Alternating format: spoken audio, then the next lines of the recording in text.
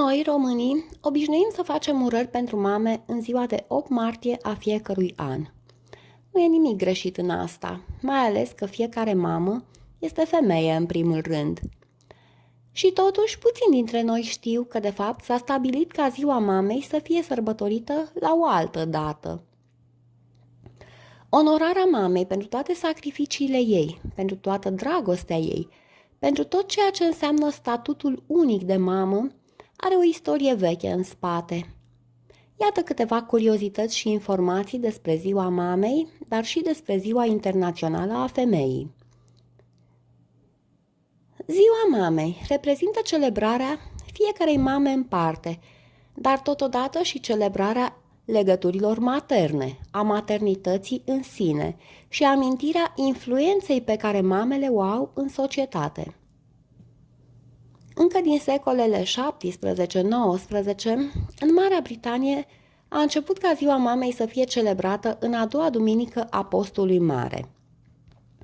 În 2022, de exemplu, Regatul Unit va sărba ziua mamei pe data de 27 martie. În anul 1872, o pacifistă pe nume Julia Ward a încercat să stabilească o zi anume pentru a sărbători mamele care se unesc în lupta pentru pacea mondială.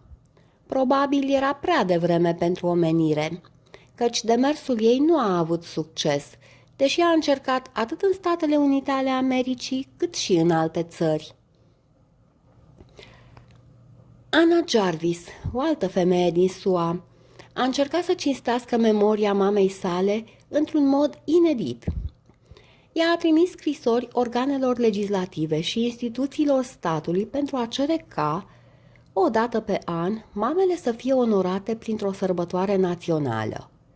Demersul ei a avut succes abia după câțiva ani, în 1914, când președintele de atunci al Statelor Unite a decretat că a doua duminică a lunii mai va fi anual o sărbătoare națională în cinstea tuturor mamelor americane. Ciudat este că mai târziu, Anna Jarvis a regretat enorm realizarea ei. Și asta din cauza că celebrarea mamei a devenit rapid doar o altă sărbătoare comercială. Ziua mamei este astăzi mai mult despre flori, cadouri, felicitări, distracție, petreceri și mai puțin despre însemnătatea spirituală a acestei sărbători. Alte 70 de țări au urmat exemplul Statelor Unite ale Americii. Voi aminti aici Austria, Canada, Belgia, Brazilia, Germania, Italia, Japonia, Elveția, Turcia, Australia, Ucraina, Emiratele Arabe Unite, Mexic, India și Singapore. Pentru că România nu s-a aliniat la acest trend, o foarte lungă perioadă de timp noi am sărbătorit ziua mamei la aceeași dată cu ziua femeii, adică pe data de 8 martie a fiecărui an. Abia în anul 2009, Senatul României a aprobat ca ziua mamei să fie sărbătoare de sine stătătoare și celebrarea ei să se facă în fiecare an, în prima duminică a lunii mai. Așadar, românii sărbătoresc ziua mamei în luna mai, în prima duminică.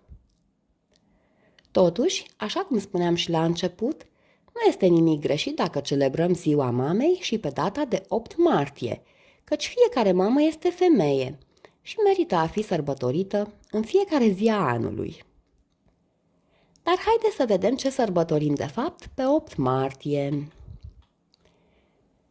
Ziua Internațională a Femeii a fost adoptată în anul 1977 de către Adunarea Generală a Organizației Națiunilor Unite, ONU. Pe data de 8 martie a fiecărui an, oameni din întreaga lume sărbătoresc femeia, amintind de toate realizările pe care femeile le au în societate, la nivel economic, social și politic.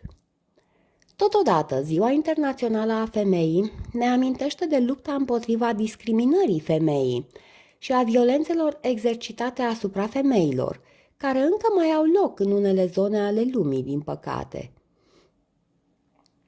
Ca o curiozitate, aș vrea să menționez că Ziua Femeii a fost prima dată sărbătorită la New York, în data de 28 februarie 1909.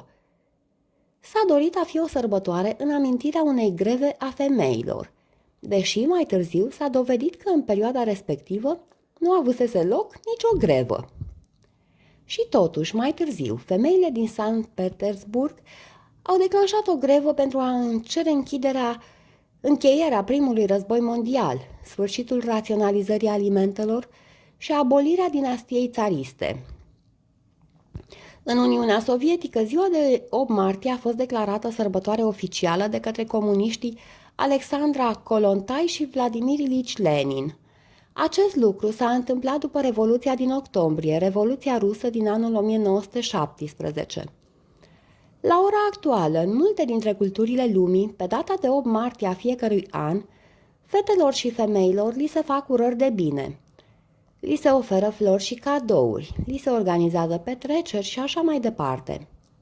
În unele țări, ziua de 8 martie a fost decretată zi de sărbătoare și declarată prin lege ca fiind zi liberă. Dintre curiozități, aș mai aminti aici faptul că în China, pe data de 8 martie, femeile au după amiaza liberă. Cum este în România? Cum sărbătoresc femeile ziua de 8 martie? Aștept să aflu asta de la tine, din comentariul pe care îl vei lăsa. Sper că această scurtă incursiune printre curiozitățile și informațiile despre Ziua Mamei și despre Ziua Internațională a Femeii ți-au fost de folos, că a contribuit la mărirea bagajului de cunoștințe generale și că va contribui la o mai bună educație a generațiilor viitoare. Îți mulțumesc pentru vizionare și pentru like. O zi bună, sănătate și pace îți doresc. La revedere!